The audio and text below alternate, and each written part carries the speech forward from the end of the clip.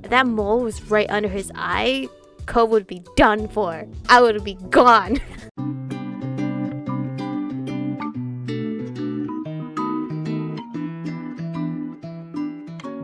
Hello, Romas. This is Aromie here. Welcome back to Our Life. We are here.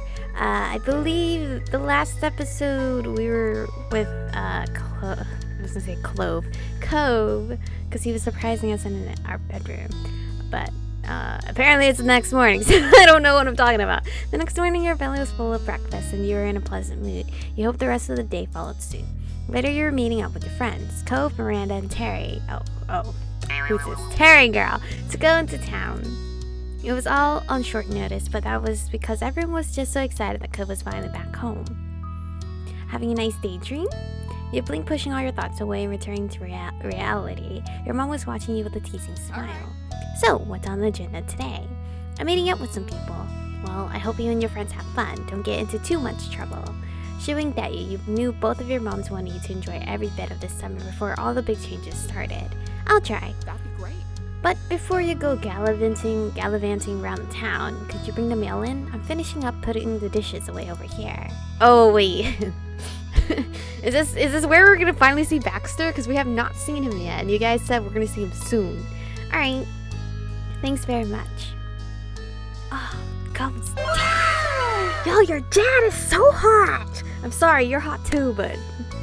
Ooh. Cove's dad is on another level. As soon as you were outside your front door, you couldn't help but see Cove and his dad standing around the road. They noticed you too. Just look at him. Hey. Hi, Mr. Holden. Hey there, Michiko. Hi, good timing. You should come join us. Of course I'm gonna hug him. What the fuck?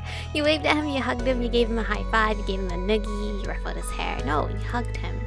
He's so cute. Following your lead, Cove hugged you back and he held on for a few seconds longer after you let go. Oh, so cute, dude. His eyes shone brightly at you when you did part, setting your heart aflutter. You noticed Mr. Holden was taking in the scene of you and Cove with a self-satisfied smile. I mean, he's watched us grow with Cove throughout the years, so I'm sure he's hoping like, oh dude, I hope these two get together. Cove followed your line of sight and shot his dad an unimpressed look. For a moment, Mr. Holden seemed like he had a thought dancing on the tip of his tongue, but he decided to keep it to himself. So... what are you up to today? Sir, can you please, change your shirt? Because it's distracting. Me and Cove are meeting some friends later. We're gonna paint the town red. No, we're not. Don't be fucking lying. Exciting! They won't know what hit him. Cove shook his head disapprovingly, but you knew him well enough to tell he was entertained by your notion. Yawning, Mr. Holden stretched his arms over his head. My boy and I have just been waiting around to see what the new neighbors are like. I knew it! It was definitely his idea. Fucking curious. I don't know how you're not interested in this. It's big news. Besides, it only be polite to greet the new folks in town. Maybe it'll be a single dad and his son. You've been here too long if seeing a new person rent a condo is what you consider an exciting development. Yes, I'm dying to see the newcomers. Your response was just a shrug. I don't want to meet them. Well, anyone has to be better than the last tenants. I'm excited. Michiko gets it. Cove raised an eyebrow. Really? You too? Come on, I gotta side with your dad sometimes. Yeah, it could be anyone. The beach attracts all kinds of people. Cove thought about your words for a few seconds and then nodded understandingly. I guess. Mr. Odin took one more glance at the currently vacant building and sighed dramatically. When he turned back to you and Cove, his whole body seemed deflated. There's no sign of them, and I still need to head over to work soon. He's so impatient. I mean, he has to go to work, so... Cove gave his dad a few reassuring pats on the back. Okay, I promise to keep an eye out. I could text you if anything happens. Really? Of course. Well, I mean, only until I have to meet up with Terry and Miranda. Would that still work? Cove sound like Cove's in his own harem, dude. There's so many chicks around him. Gotta fight. I don't have to fight Miranda because she's my cousin. Unless I do. But I don't think she'll take him from me. With a wide grin breaking out on his face, Mr. Holden looked absolutely thrilled to have his nosiness enabled. That works. He moved to firmly place both hands over Cove's shoulders, fixing his child with a firm stare. Son, you're my true ally in this world. Mr. Holden stood up straighter, letting Cove go. He looked reinvigorated. Okay, with that settled, I'll go make some money. That's always been the one thing I do best. Mr. Holden headed off to the garage with a big wave goodbye. Cove smiled the whole time you both watched his dad leave. He really liked Mr. Holden. Mr. Holden was one of your favorite people. Cove's dad was kind of a bother. He had mixed feelings. No, Mr. Holden was one of my favorite people. He always tried his best and was honestly just great and handsome. She didn't say that, but I'm adding that. As soon as he was out of sight, Cove sighed lightly. Are you okay? Yeah. Just not looking forward to waiting. Guess I'll be hanging around the street a while. Good luck. See you later. Bye. I'll stick around to see a new neighbor. I can wait with you. Why don't I stay with the new neighbor and keep you company? Stay to see the... Oh yeah, I want to do this. Curiosity about the new tenant was getting the better of you, and you figured that the wait wouldn't be too much longer. And besides, you just couldn't leave Cove. Really? Of course. I like keeping you company, remember? He stared at you a moment, smiling softly and thinking about his response. Me too. You're so cute. You're so cute. I like that too. Cove put his hands on... Oh, whoa! He puts his hands on your shoulders, gripping you solidly, but not enough to hurt. His eyes fixated on you just as firmly. He was serious. Oh, wait. He's like copying his dad. I wasn't too sure if he was doing that, but he is. Michiko, you're my true ally in this world. I got a fair amount of chuckles from you. He grinned, the stoicism fading into amusement. Thank you. Oh, you're always good to me. I think you're always good to me, sir. You're lucky to have me. It's no problem. I can't help myself. You laugh. You shook your head. You simply shrug. I laughed, I guess. It was soft and happy. The smile on his face reached his eyes, and it made you feel electric. And then he let go of you. Cove stepped over to his front porch steps, lazily taking a seat and leaning back on his arms. Our watch begins. Can you imagine the new neighbors? Like, what are those kids doing? Nodding in agreement, you joined Cove on the front porch steps. You both sat there in a comfortable familiarity as you settled in for the waiting game on the new tenants. The neighborhood was quiet, and you sighed contentedly, closing your eyes and feeling the light breeze. The only sound you could hear was the familiar jingle of Cove's wind chime. After all these years, it was still there, adorning the entrance outcropping of his house. Eventually, you both perked up at the sound of a car. A taxi followed the noise, turning onto your street. Cove's eyebrows raised at the sight, and he sat up straight on the stoop. Well? This has to be them, right? The only people who come out here live here. It has to be. You leaned forward, sitting on the edge of the front step. You couldn't wait to finally put an end to the suspense and get a look at the new neighbor. The taxi pulled up to a stop as you expected in front of the now empty condo. It was on the same side of the street as your house, with buildings further out. Are they living here, or are they renting it out like the older couple? From the sounds of it, it seems like they're living here. Without getting to his feet, Cove tried leaning and tilting his head to get a view of the passenger door as it opened. The single occupant exited the cab. Huh? You could feel what Cove was in at that moment. After the last renters, this new visitor was definitely not exactly what you expect. Here he is! The man himself! Baxter! Oh, dude, he has rings. He has rings. And he has a mole. If that mole was right under his eye, Cove would be done for. I would be gone. I would be gone. He was a young man, had to be close to your own age. He was dressed fully in an electric black, white, and gray outfit. Even his side-swooping hair matched the scheme. Literally, Baxter is my type. The only other pop of color was from something that couldn't easily be fashioned into a submission, a pair of dark brown eyes, which you caught when he looked over at his audience. Hello folks, who might you be? Now let's see his personality. His looks fit the description that I would go for, but what would his personality be? We're the neighbors. Oh, look at him. No! Cove, come back into the picture! The smile already prominent on his face curled further. It was cocky. Oh no, are you a cocky type? That's where I exit. But you didn't get the impression that it meant something adverse. Hallelujah. You and Cove shared a familiar look with one another, bewildered even further. Wait, are you actually living here by yourself? Wow, you must be rich. Wow, fancy. The color-coordinated man left it there. However, with a firm click, he shut the door of his ride. Then he turned his back to you to retrieve a large, unsurprisingly black suitcase out of the trunk. I'm assuming you're not moving here. Continuing on with his own business, he strode forward and lightly tapped on the driver's side window with his knuckles, asking for them to roll it down. When it opened, he leaned down and rested his arm on the edge. He assumed he was thanking the driver for getting him there, considering he slipped him a tip during the brief chat. Dude, what the? This guy, they shook hands and then he pushed himself up and away from. I don't know how to feel. This guy seems very like confident in himself. Like in a way, it might be a bit too cocky, but we shouldn't judge too much right away.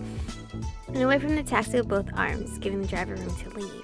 The taxi pulled away, rolling carefully down the road and out of sight around a corner. The new renter had officially arrived. Okay, they are renting this place, so for how long? The summer? He left the suitcase on the ground out of the way. Dude, you're wearing ripped jeans, too. Definitely my type appearance-wise, but personality-wise, I don't know yet. Out of the way of the street and sauntered over your way with the confidence of someone who had been invited to join. I mean, we are here to see him. We're his welcoming party, I guess.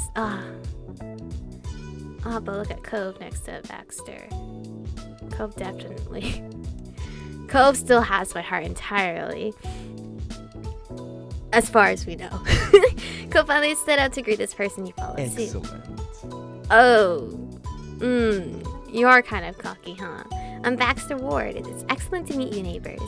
You were standing on the side he was approaching from. When Baxter got close enough, he offered his hand to you first. You shook it, you offered it to low-five him. You held your arms open to offer a hug. No, we don't know this man. I usually want to choose hugs, but I don't know this guy. You kept your distance. Wait, should I just initiate the hug just to see what happens? Because I did say if there was a hug option, I would go for it. But I don't know. I don't feel I don't feel like Baxter is super friendly. We're just gonna hug him. Or offer. This, yeah, okay. Baxter didn't miss a beat and embraced. Oh! Embraced you around the back, giving a light squeeze. Welcome to Sunset Bird, Baxter. I'm Michiko. Hey, Michiko, I'm quite keen on getting to know you better. Whoa! Wow! We could be good friends. Oh, Cove. Cove, you need to set this man in line.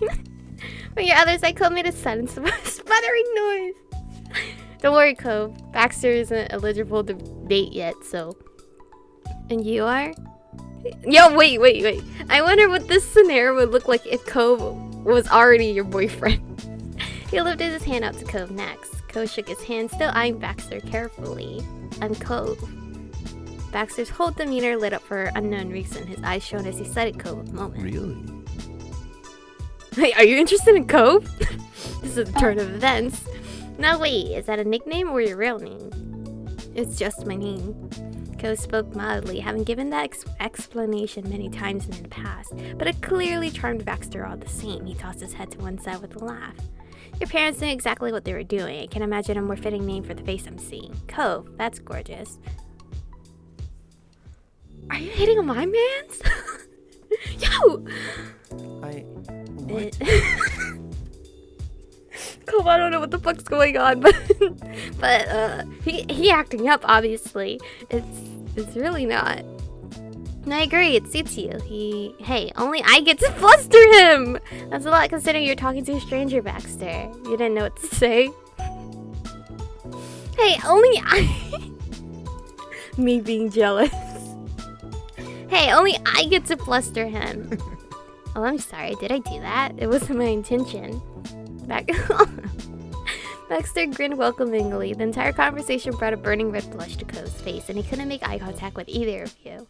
You noticed that Baxter looked apologetic over Cove's increased discomfort. I'm sorry, it wasn't intended to mean more than it did. I like your name, but you don't have to mind that.